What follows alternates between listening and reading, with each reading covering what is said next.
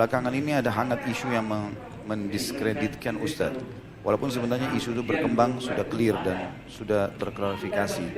Namun masih ada pihak-pihak yang terus mencari-cari celah untuk terus menjatuhkan Ustadz dengan berbagai cara. Yang membingungkan, penyebar kebencian tersebut mengaku bermanhaj salaf. Mohon nasihatnya Ustadz untuk orang-orang seperti itu. Dan bagaimana Ustadz Khalid menyikapi hal ini? Allah musta'an. Untuk apa antum masuk ke zona itu ya? Ada orang begitu subhanallah, tidak tabayun. Atau mungkin baru belajar beberapa kali, beberapa ilmu. Sudah menganggap semua orang walaupun da'i. Atau mungkin, saya tidak mengatakan diri saya, tapi siapa saja Ustadz mungkin yang pernah belajar, mungkin punya kapabilitas ilmu lebih dari dia. Maksudnya dia lebih hormati kan? Terlebih lagi memang, ini yang saya bilang, kadang-kadang penyakit di majelis ilmu kita, baru belajar setahun, 2 tahun sudah menganggap dirinya boleh mentahdzir. Ustadz ini salah, Ustadz itu salah, Ustadz ini ditinggalkan, Ustadz itu begini, Ustadz ini tidak mengerti. Ya akhi, apa ya? Apa itu? Apa aibnya? Kalau saya ditanya sesuatu, saya bilang saya tidak tahu. Apa aibnya? Yang saya pelajari selama ini itu manhaj, itu metode. Kalau kita hati-hati jangan bilang kalau kita tidak tahu kan.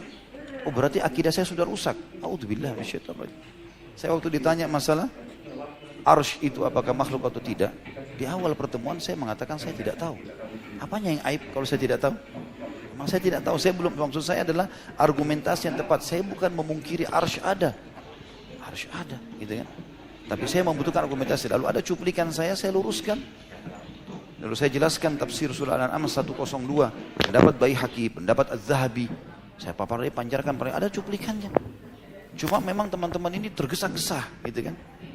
Yang kadang-kadang menjadi masalah seperti ini, karena dia sudah terlanjur ekspos mungkin, lalu sudah ada, dia dapat data baru, oh ternyata ini keliru, itu sudah ada perbaikan atau ada sudah pelurusan. Itu biasa akhi. Imam Syafi'i punya pendapat, ada pendapat lama, ada pendapat baru. Imam Ahmad juga begitu, banyak masalah. Yang penting kita bukan mengaku sesuatu yang tidak punya ilmu, tapi kalau kita bilang tidak tahu, sampai ada perkataan para ulama mengatakan tidak tahu setengah ilmu, gitu. Daripada kita mengajarkan orang yang salah kan. Tapi setelah itu saya sampaikan argumentasi dan saya tidak pungkiri sama sekali kalau arsy adalah ciptaan Allah SWT. Ini sekarang mungkin yang dimaksud adalah ada beberapa teman-teman yang sudah terlanjur mungkin dia sebarkan, lalu sudah ada pelurusan, lalu kemudian mereka merasa malu untuk mengatakan, oh iya ini sudah selesai. Kan gitu. Ini tidak baik teman-teman sekalian. Saya dan antum ini penuntut ilmu. Kita masih baru belajar semuanya. Saya pun menganggap diri saya masih belajar. Dan kalau kita lagi tahap belajar, kita menggali ilmu, bukan cuma menjatuhkan orang. Ada orang baru mengaku punya tulisan sedikit, mungkin punya cuplikan sedikit, sudah menganggap dirinya seorang alim yang harus menjatuhkan orang lain. Itu apa ya?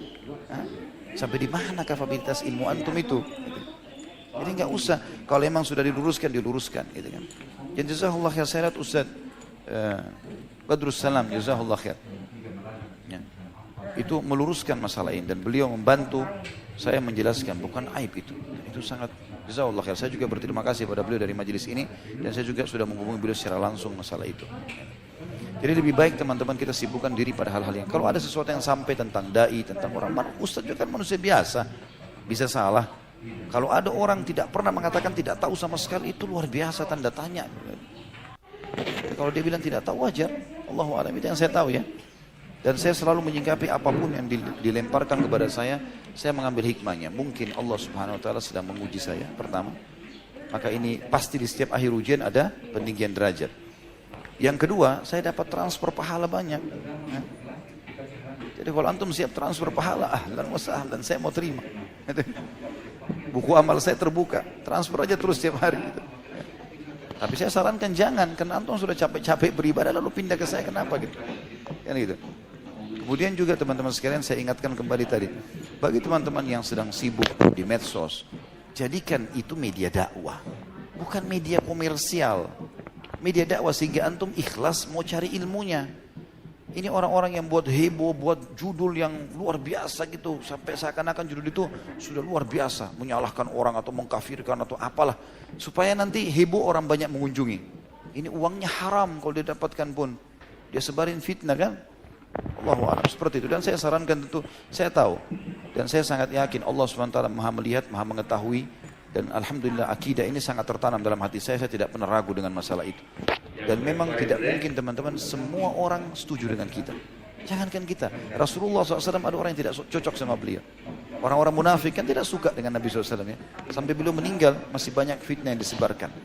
Di masa hidupnya difitnah istrinya berzina, difitnah Nabi SAW mengajar-ngajar sahabatnya untuk berperang di musim panas, masih bisa musim dingin, mengambil hartanya mereka lah, segala macam hal.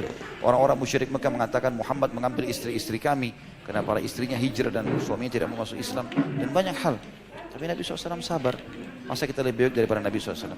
Tidak mungkin kita hidup semuanya orang acungkan jempol begini. Pasti ada yang ke bawah. YouTube juga begitu kan? Ada gini ya. Dan subhanallah ada saja pasti orang, ada saja 2 orang, 3 orang, ada. Sudah begitu memang. Sudah begitu, gak masalah. Ya. Kita selalu bersama Allah SWT. Inna ma'i rabbi sayahdin. Tuhanku akan selalu bersamaku memberikan petunjuk. Gitu kan? Yang penting alhamdulillah saya punya prinsip dasar. Kalau saya salah saya terima masukan. Dan saya tidak merasa malu minta maaf. Bagi saya biar di media saya sampaikan. Saya minta maaf karena begini-begini. Atau saya luruskan dulu saya sebutkan begini. Maka ini yang saya temukan sekarang. Apanya yang salah? Karena sesuatu yang aib. Bagi saya itu justru konsep seorang penuntut ilmu. Bukan begitu? Alhamdulillah. Dan antum bisa menilai kok. Ini kadang-kadang subhanallah dari sekian ratus ceramah, mungkin ada satu apa yang bisa dipelintir, itu yang dicari masalahnya. Ini yang ratusan ini hilang semua. Hah? Ini luar biasa.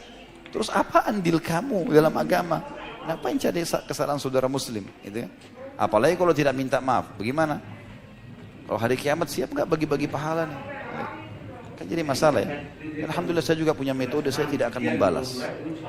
Bukan sifat saya itu. Kalau ada orang bicara begini aja lah, apa aja, berantem segala macam, antara kamu dengan tembok deh ya.